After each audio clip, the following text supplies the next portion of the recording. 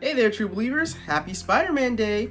Today we are going to be getting an exclusive behind-the-scenes look at Facefront's hit original series, Spider-Man Return to the Spider-Verse.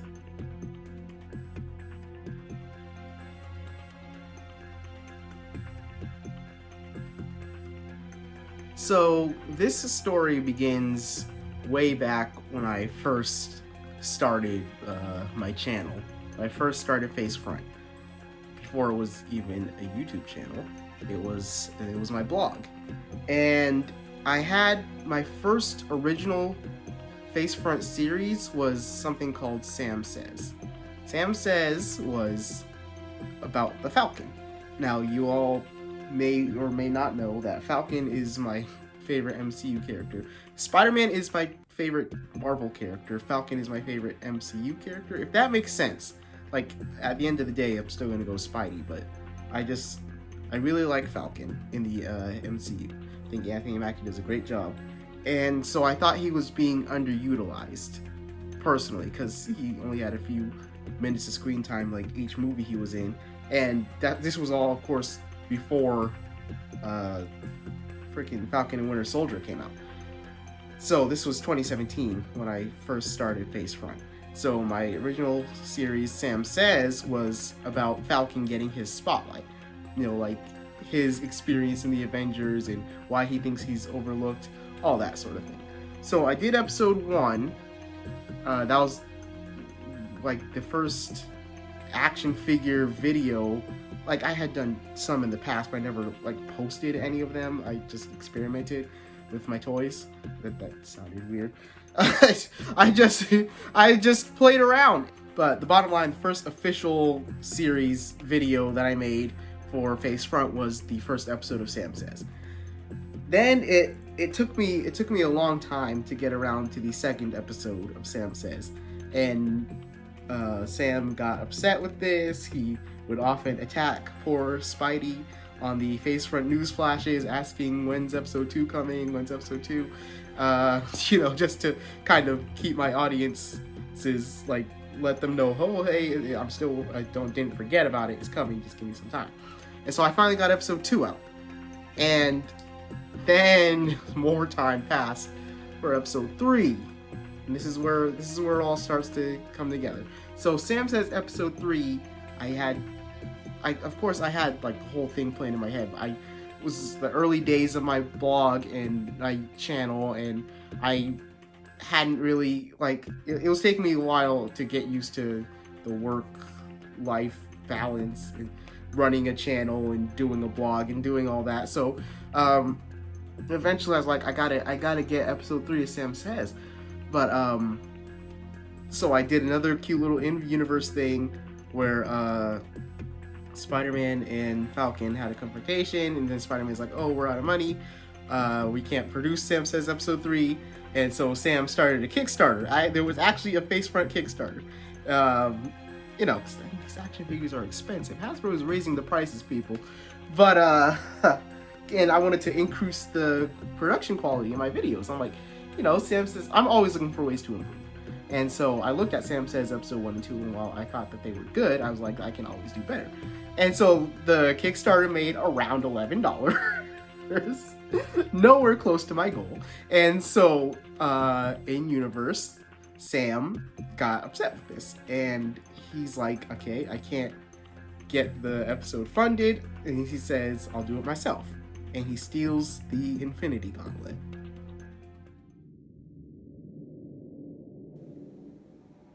We only made $11 on the Kickstarter campaign?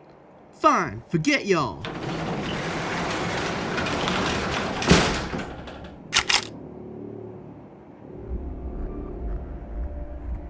I'll do it myself.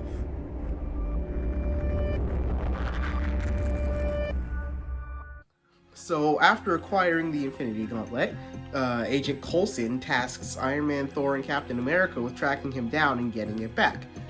That goes wrong in the Infinity Showdown video that I did, and we all know the infamous scene where Captain America is like, Sam, stop, please. We're sorry. I'm sorry.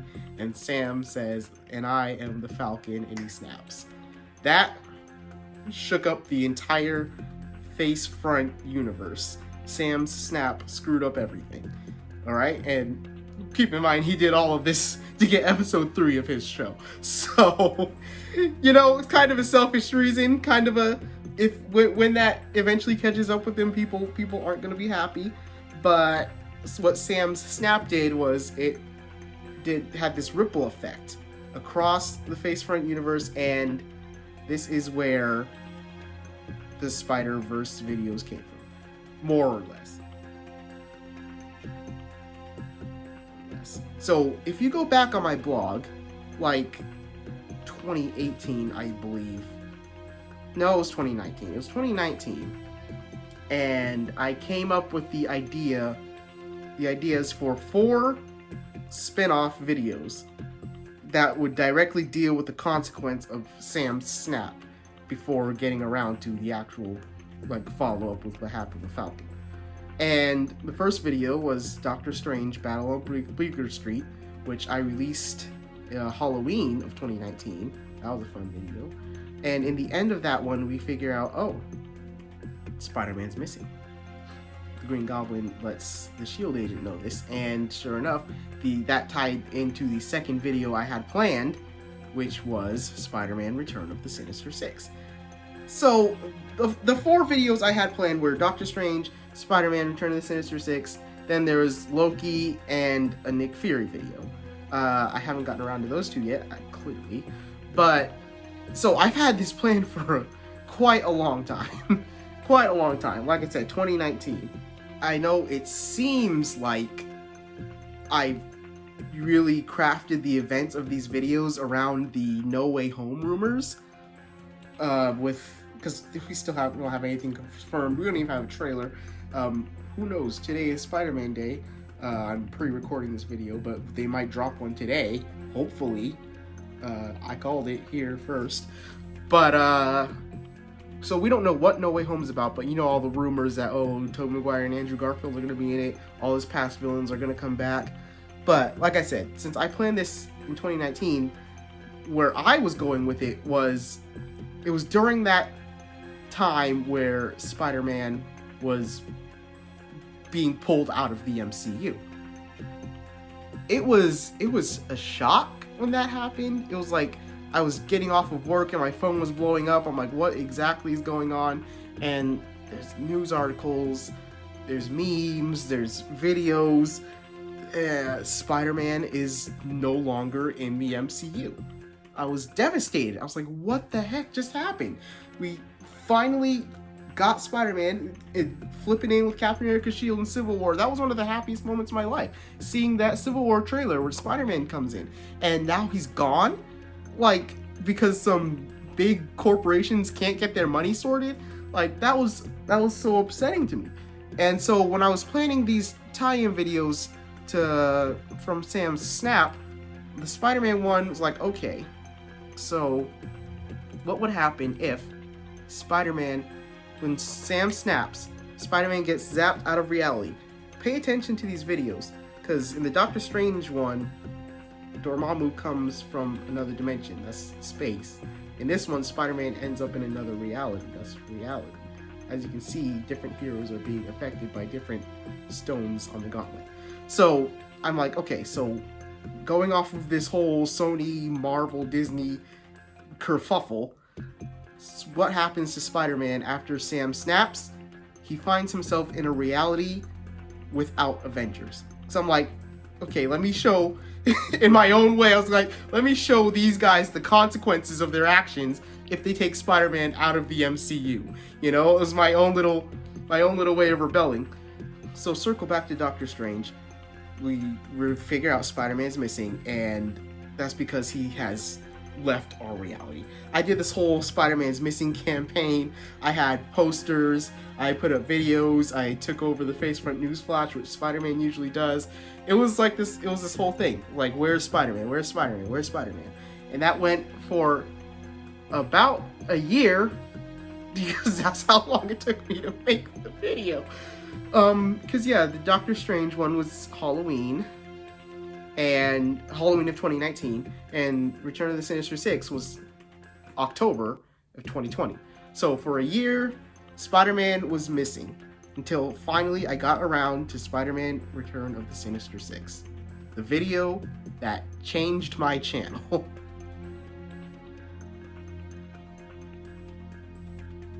So Spider-Man finds himself in a world where he can't find Tony Stark, he doesn't have MJ, he doesn't have Aunt May, he doesn't have Ned. He's like, everything he knows and loves is gone. And I figured, okay, how do I do this? You know, of course, the snap is what triggers it. But I'm like, where do I put this in MCU Peter's life? You know? And so I figured, since they're taking Spider-Man out of the MCU after Far From Home, and that was at the time going to be the last Spider-Man movie in the MCU, I'm like, alright, I'll take it right from the end of that movie.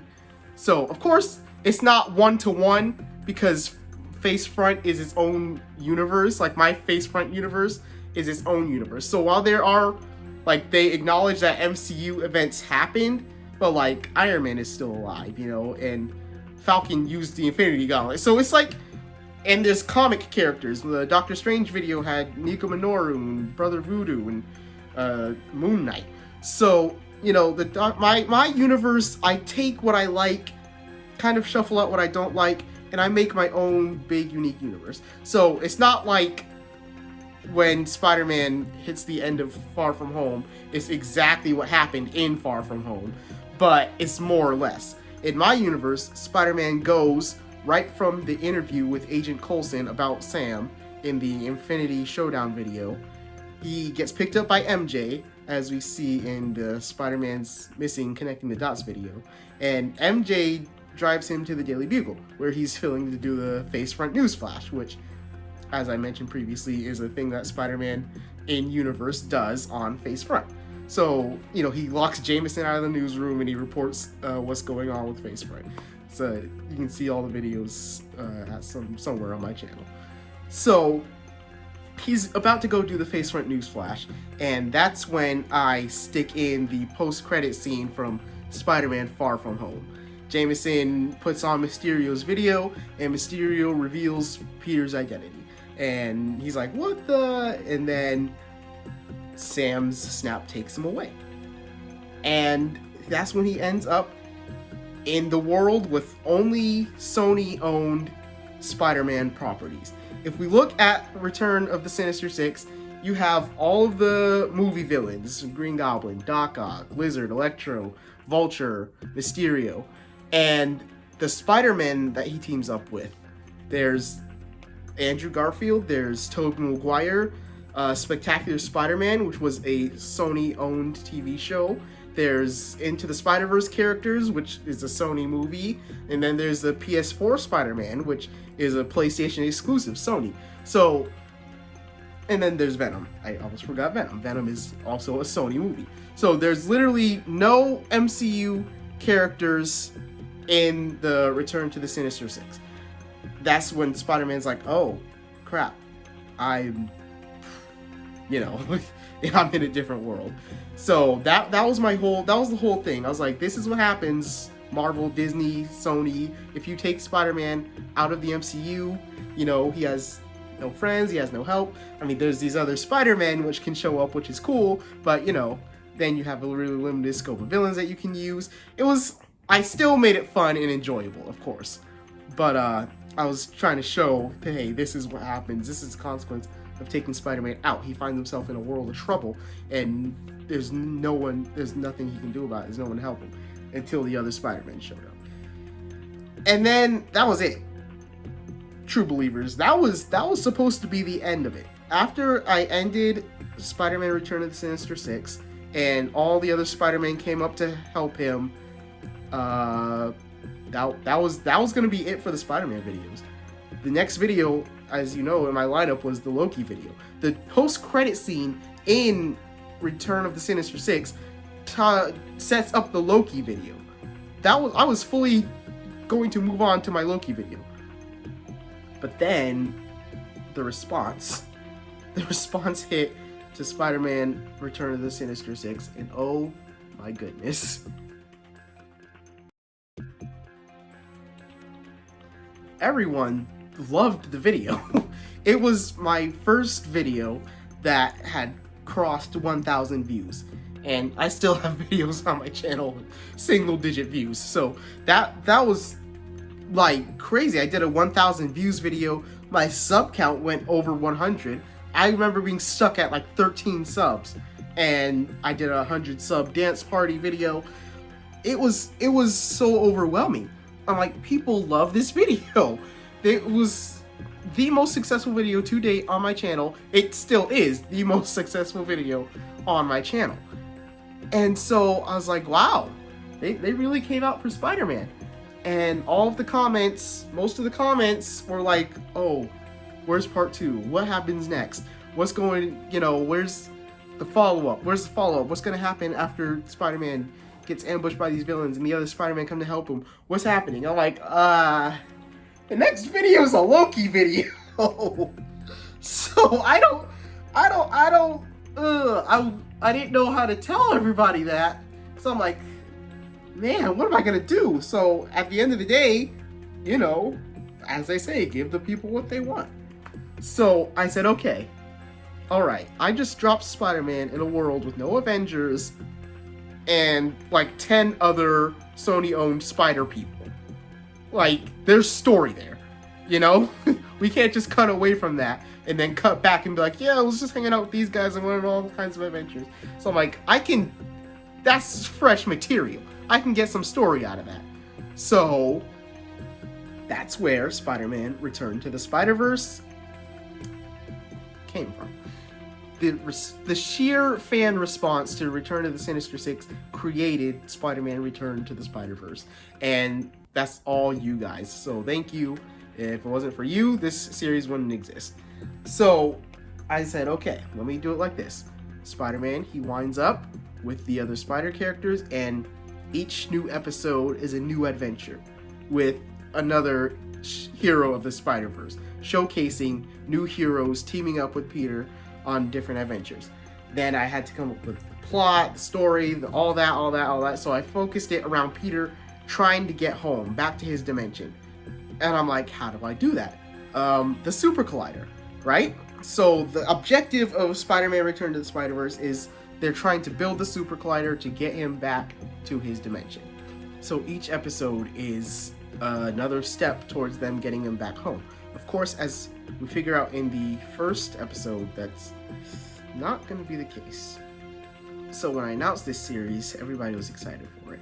And they were initially supposed to be like shorts. They were all supposed to be shorter, like 5-minute little videos of him teaming up with different Spider-Man. But of course, as the plot came to me and everything started coming together, the videos took control and they ended up being as long as they are.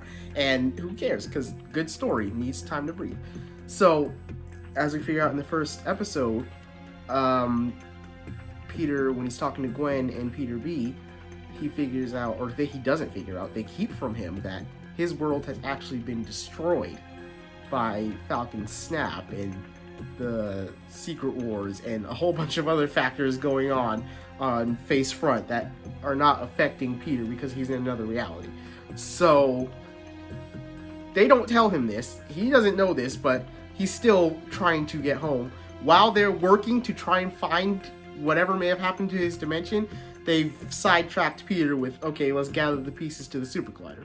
So the first episode I used to introduce all the Spider-Man I was using. All the different characters, that's why it's called Amazing Friends. To show everybody, okay, these are the characters, and each character in that opening episode is going to have an episode where they team up with Peter to either get a piece to the Collider or stop a bad guy from doing something. Each one's going to have their own storyline. And so far, I've done episode 1, Oscorp Conspiracy, which OG Face Front fans will remember the Oscorp Conspiracy. Like OG Face Front fans remember the initial iteration of Oscorp Conspiracy. I have relaunched it with the Back to Formula edition, which you can go play on facefrontblog.com. It's actually pretty fun. But in that one, I team him up with the Amazing Spider-Man, and he goes to Oscorp for the first time because MCU Spider-Man, as far as we know, doesn't have an Oscorp, and Oscorp was like it plays a role in every Spider-Man's life. Like Amazing says in the first episode, every Spider-Man has an Oscorp, but I feel like Oscorp played the most significant role in Amazing Spider-Man's storyline because that's where he got his powers from. That's where most of his villains came from. It was all like everything tied back to Oscorp in those Amazing Spider-Man movies. So I felt like if there's any Spider-Man that's going to introduce the MCU Spider-Man to Oscorp, it would be Amazing.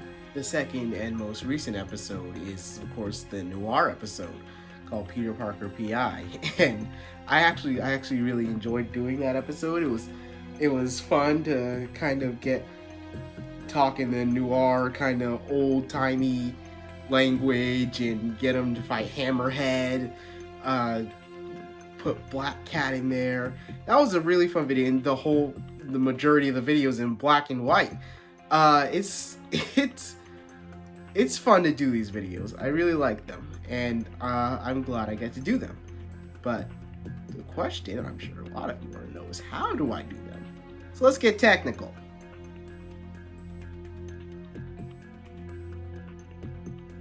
When it comes to voices, I do pretty much all the voices on these videos. Generally, people are good with my voices. There was one time somebody said that my Peter voice sounded like a 40-year-old smoker. I was like, that's unique. I've never heard that before. But I have that kind of that raspiness to it. So if you pay attention to the Sinister Six video where the comment was in the next video, I tweaked it a little bit because like I can't do a Tom Holland impersonation. Okay, whenever I've tried, it gets really inconsistent and it flip flops back between something of like a prepubescent teenager to like a really high pitched version of my voice, and it's not cool. So what I do is I do the this is my Spider-Man voice. It's kind of nasally, kind of teenager-ish, but I kind of put a higher pitch on it. So it sounds kind of like this, because like it kind of gets that, oh, he's a kid, and it kind of puts that Tom Holland-ish, because Tom Holland's voice goes up a lot in those movies. So I think that, and of course I've been doing this particular Spider-Man voice since like the beginning of my channel. So I think everybody's used to it. I can't just dramatically switch it up because then that's wildly inconsistent. But I think that it's distinct enough from any other voice I do, and it's my version of the MCU Spider-Man. He sounds like he does. The voice I got the most compliments on was my Venom voice. He was only in the Sinister Six video, but quite a few people loved it because it's fantastic and can't be compared to anything else. It's I like doing the Venom voice. Venom hasn't shown up since the Sinister Six video. He was actually briefly in the first episode of the Spider-Verse, but he's not done. He's being held captive by the spiders, but you'll see Venom again. Most recently, I had to do Spider-Man Noir, and his voice was like, okay, so what I do to get into the Noir voice is I talk in the old-timey, fast-talking kind of 30s voice, right? So the line I use to get into character is the one that he used in the end of the Sinister Six video, before you even saw any of that. Hasbro hadn't released the Spider-Verse characters yet, so that's why at the end of the Sinister Six video, you don't really see them. But luckily they did release them after that, so they're able to show up. But you hear Spider-Man's Noir's voice. He says, "Oh, looks like we got ourselves a couple of hard boys here." And so when I'm getting into his voice character, I use that line, and I start with, like I said, my fast talking 30s voice. Say, looks like we got ourselves a couple of hot boys here, you know. And then I do like my old man prestigious voice, like, "Oh, looks like we've got ourselves a couple of hard boys here," you know, like, and I merge them. So you get something along the lines of, "Oh, looks like we got ourselves a couple of hard boys here," you know. It's really it takes. I don't want to say skill because I'm not a skilled voice actor. I didn't train in it, but it takes a certain level of steps to get to these places, you know. And I'm not Nicolas Cage, so I can't just imitate a Nick Cage voice. But yeah, when it comes to the female voices, I tried to do female voices in the beginning of my channel. It didn't work. I am not a female. My voice, it doesn't sound deep to me, but whenever on camera it comes across, like the bass in my voice comes across a little more. So it's really impossible for me to do a female voice. So that's when I go to my friend Eileen Nessman. I'll link her channel below, but I've done a collab video with her before. She's great. She's always down for voice lines. She did Elsa Bloodstone in my Doctor Strange video. Her sister-in-law did Niga Minoru, which was pretty cool of her to do. But she voices Ghost Spider in these videos. You can call me Ghost Spider. Oh, we're using our made-up names. Okay, well, I'm Spider-Man then. Sure. And can you, not film in portrait mode? Sorry, I just usually film like this. Just turn the camera sideways. It's super annoying. Oh, okay, sorry. Which I think she does an amazing job. She brings Gwen to life in a way that I obviously can't. And she's definitely gonna be busy. As I mentioned, each spider hero has their own episode, and Gwen's is coming, so Eileen will be in that, featured quite heavily. Then when it comes to the Noir video, episode 3, I have Black Cat in that, and I didn't. It's not that I didn't want Eileen to do Black Cat, but what I wanted to do was keep her solely on Ghost Spider. Simply because I want her in the Spider-Verse series. I want Eileen's voice to be tied to Gwen, to Ghost Spider, just to create a sense of consistency. So I was like, all right, so who do I find for Black Cat?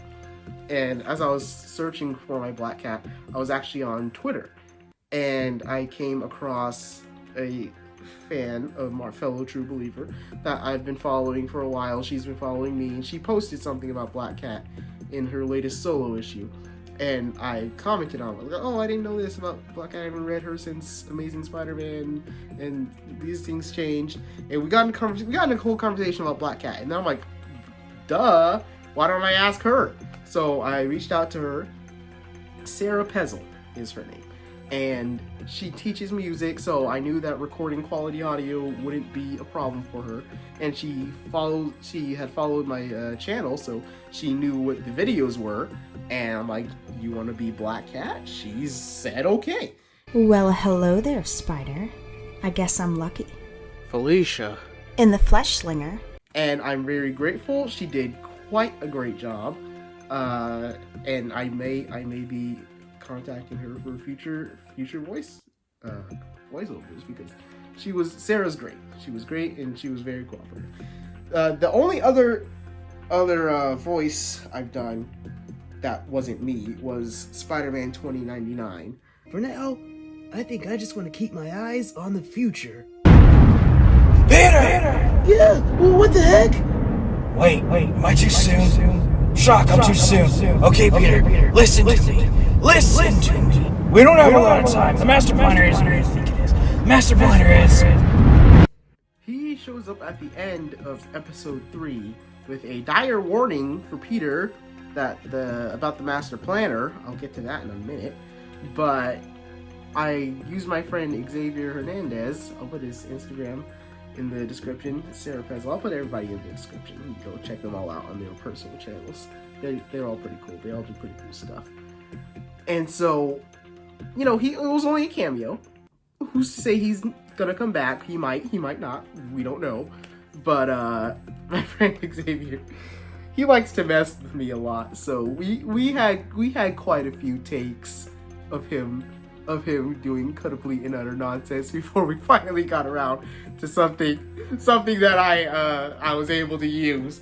Actually, when he says "listen to me," he says it twice. I only had it in the script once. But Xavier, he felt Spider-Man 2099 in his soul, and he felt that he had to do it twice. He felt he had to do it 3 times. He actually did 3 listen to me's, and I could have done it too. We get Peter needs to listen to him, but you don't need to hammer it in that hard. I love working with other people to get all of these voices done, because like I said, I do a lot of them, but I can't do all of them, and getting different people to do different voices is pretty cool for me.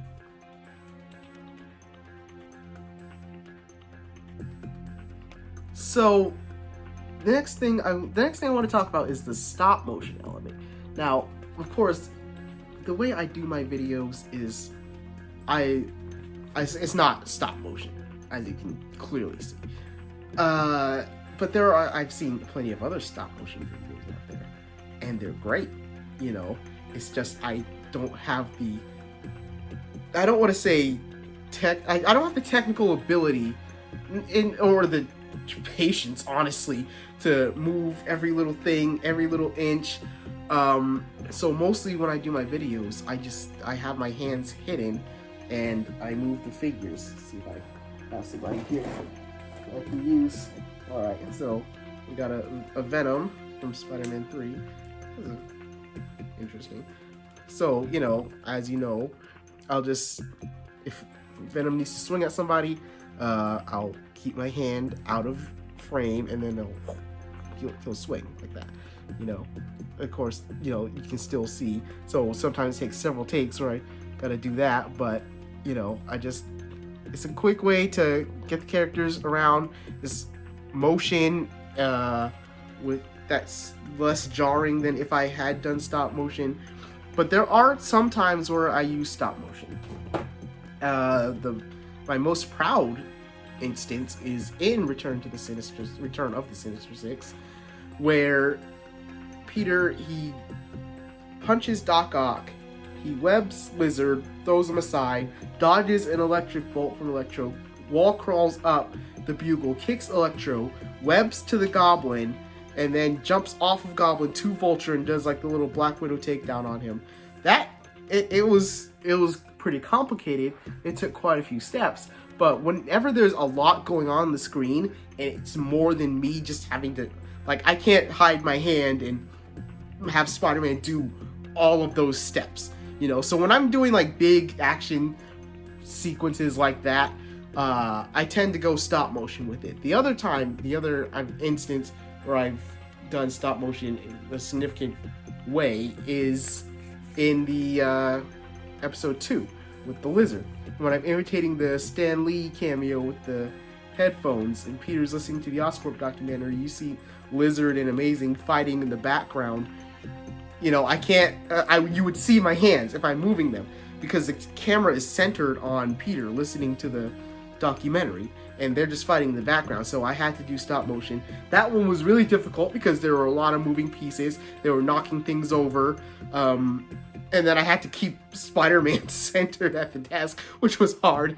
You can see he moves around a little bit, but it looks natural. It's fine. And that was the hardest one I've done, simply because they were destroying things. Like at one point, Lizard picks up Harry's Sky Stick and tries to hit Spider-Man with it, but then Spider-Man webs a razor bat and like Lizard, as Lizard goes for the bite, he sticks it in his mouth, and then Spider-Man like gets on the desk, webs up to a wall, Lizard throws him on the desk. It was quite technical, and a lot of these things, like when it comes to the stop motion, I simply can't plan out what's gonna happen, because it's just not gonna go the way I plan it. So I usually make up what's happening on the spot.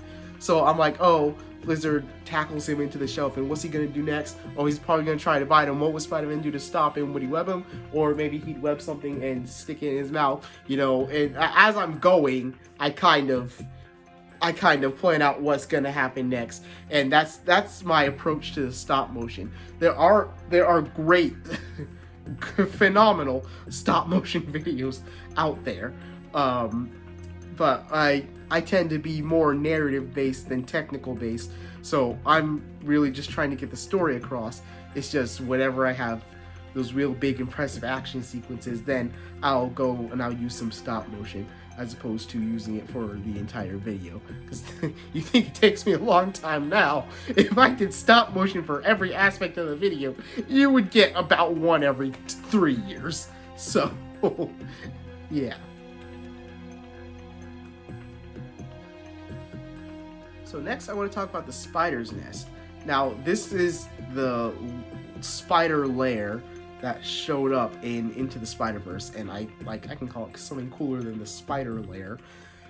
This name Spider's Nest actually comes from the 2017 cartoon during the Superior Spider-Man arc, where Doc Ock takes over Peter's body, for those of you who don't know what Superior Spider-Man is. And Doc Ock, he repurposes an old lair of his, an old Doc Ock lair, and he's like, oh, well, since I'm Spider-Man now, I'll rename it, and he calls it the Spider's Nest. I'm like, that's a pretty cool name for a spider lair. So that's what I call the Into the Spider-Verse spider lair in my videos. So let me give you a tour of kind of how I created this spider's nest. Alright, so starting off, we have the hangout area. Just gonna go left to right here. They got a little TV for entertainment. They have a couch, which I believe was one of my sister's old doll toys.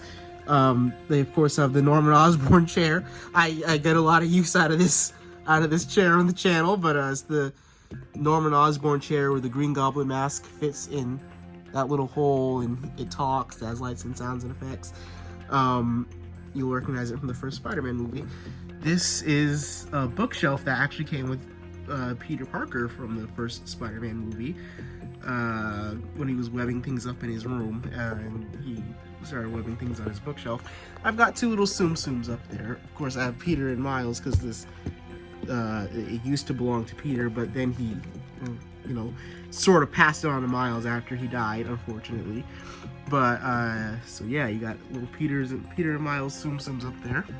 Moving on to their control center, you'll recognize this map from the Secret Wars videos that I do on Facefront.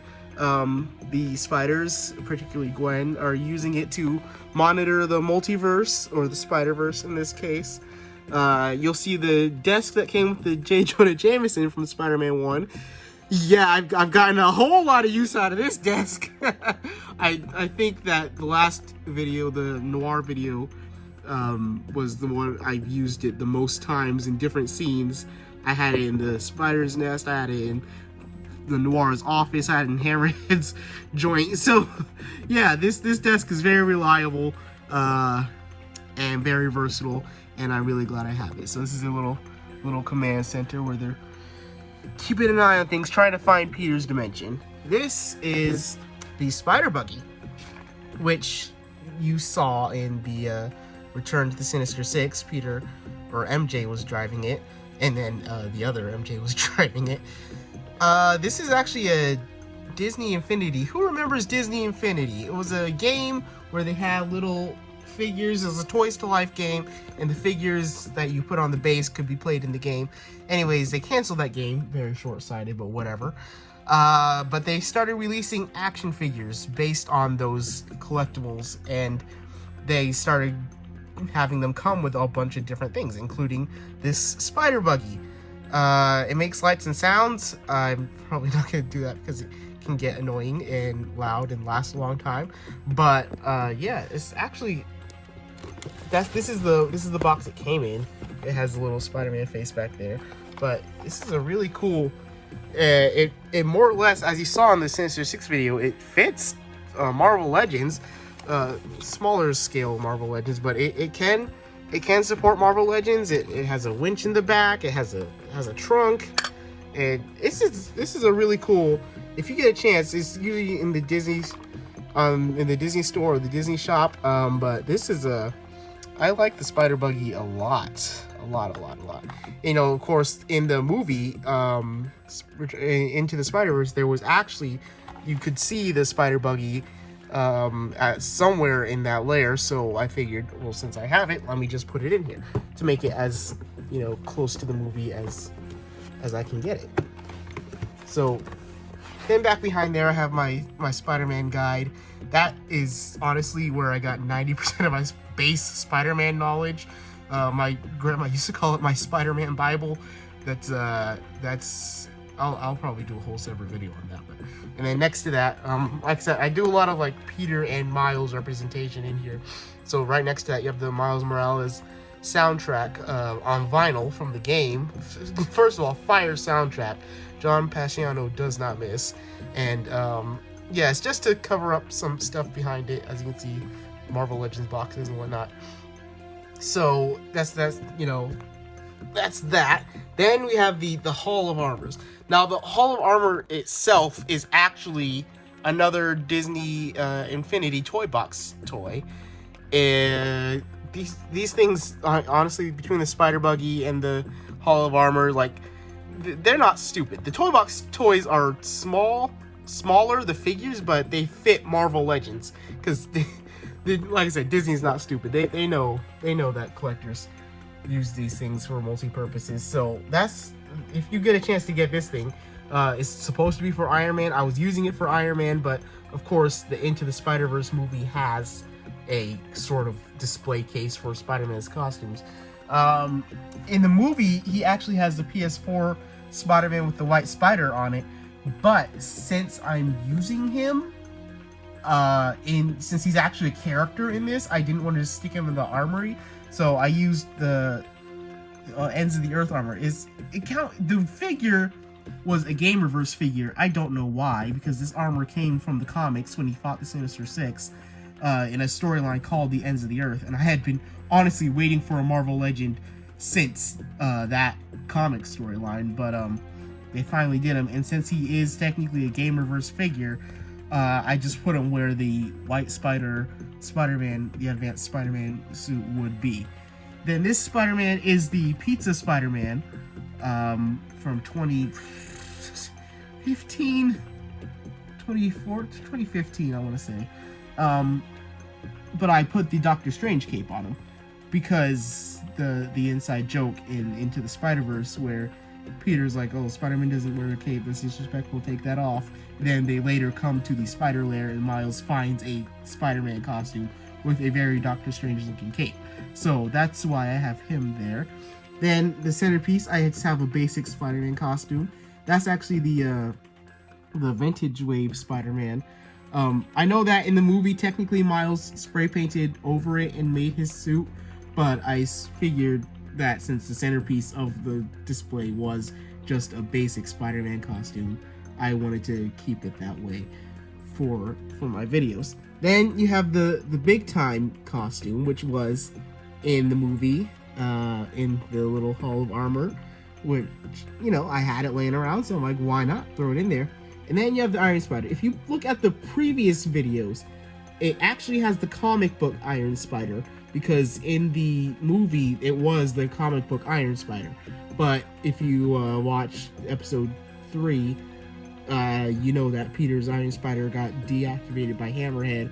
So they have replaced the comic Iron Spider with the movie Iron Spider, because it is now, as Peter called it, a high-tech paperweight. Then you have this little Spider-Man box that I got some fun little gizmos out of. It was like a GameStop box when the game came out. Just another backdrop to keep the spider lair consistent. Then I have this spider cycle. This was Okay, it came out, well, the toy was branded from the 2017 show, but he actually had a spider cycle in Ultimate Spider-Man. So I don't, maybe they reused it and just changed the branding on the box, but this spider cycle is actually pretty cool. I got it when I worked at Toys R Us because it was only like 20 bucks. I'm like, why not?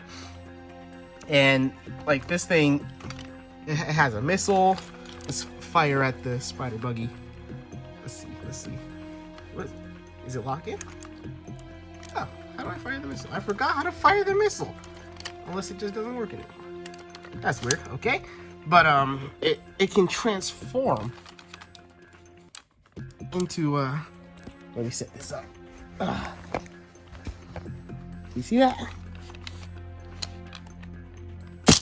Look at that. It like pops open with this all-terrain vehicle. That's pretty cool.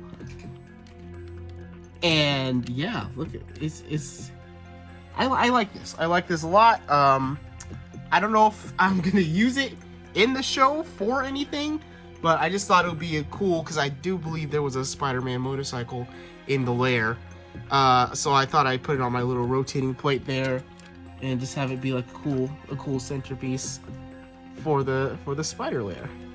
That's not gonna, I probably gotta transform that back, or it's not gonna spin.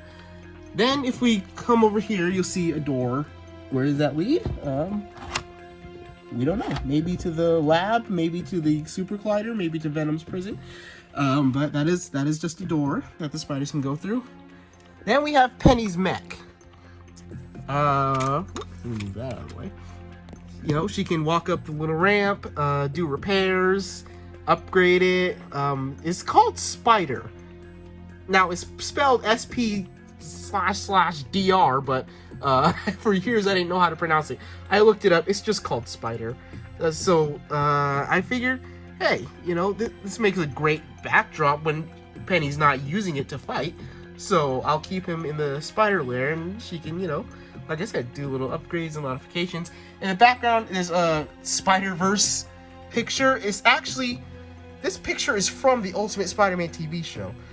But I guess someone just made it look a little more realistic. It was from there was actually a Spider-Verse arc in the Ultimate Spider-Man TV show, and all of these Spider-Men were in it. 2099, Petra Parker, Noir, Iron Spider was Amadeus show in that show.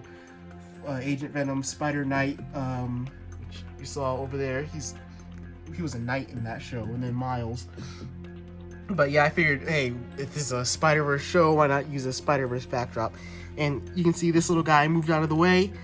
This is another toy box toy. It came with the Spider Ham, little spider cycle that I honestly, I keep trying to get this in the shot when I do shots of the spider's nest, but I've never been able to get a clear shot with this thing in it.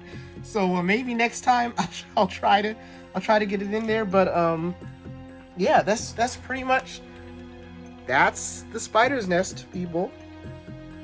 Take a look. I love it.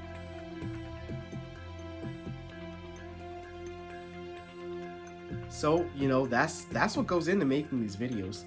The story so far is it's only getting bigger. We all know that in the background there is something happening with a character known as the Master Planner. If you stick around in the post credits and all of the Return to the Spider-Verse videos, you'll see that the Prowler keeps showing up and doing things in the name of the Master Planner. What he's doing, what his end game is, what he's up to, we don't know. But the spiders so far don't know about him. The spiders don't know about the Master Planner either.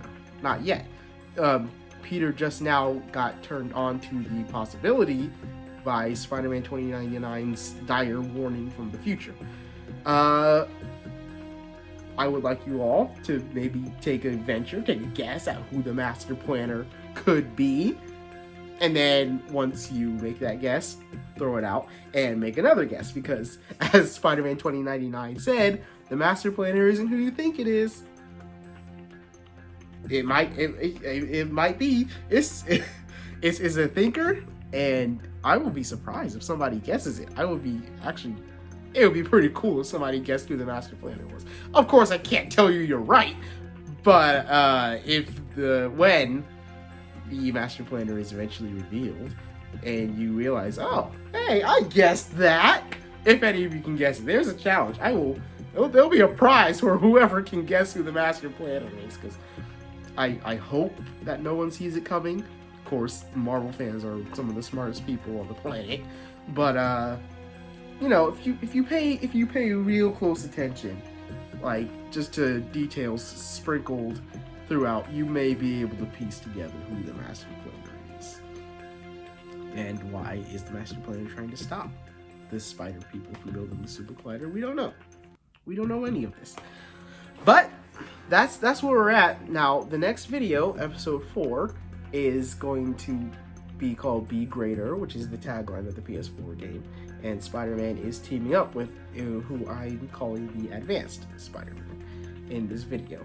And it's going to be cool. It's going to be awesome. It's going to drive further the plot of the Super Collider and the Master Planner. That's what you can look forward to. I'm working on the script now. It's done. It's just there's some parts of it weren't vibing with me, so I'm redoing it because I want these videos to be perfect for you guys. So, but I'll keep you guys posted on how that's coming. Like I said, just some scripting issues that I'm having right now. But once I get those sorted, I'll start filming, and it will be up for your guys' pleasure, hopefully quite soon.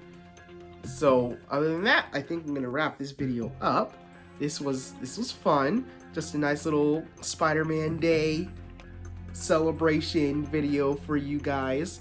You know, last year I put out like 4 videos. It's pretty crazy. So I figured, you know, I won't stress myself out this year. I'll just give everybody a look at the series on my channel that they love so much. Just give you guys see how the sausage is made sort of deal. I hope you enjoyed this, and I hope that my prediction earlier was correct, and there's a No Way Home trailer today that we can all be talking about for the next few months till the movie comes out in December. And just go enjoy the rest of your Spider-Man Day, true believers. Thank you for coming here and spending time with me. And hey, that's it. Face front, true believers. And I'll see you in the multiverse. Bye.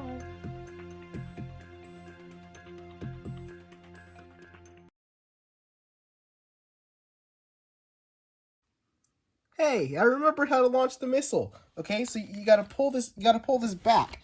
Watch, like, hold on. There we go. Okay, see, so you pull that back, and then it locks the missile in place, and then you hit the button, and yeah, I knew I'd figure it out.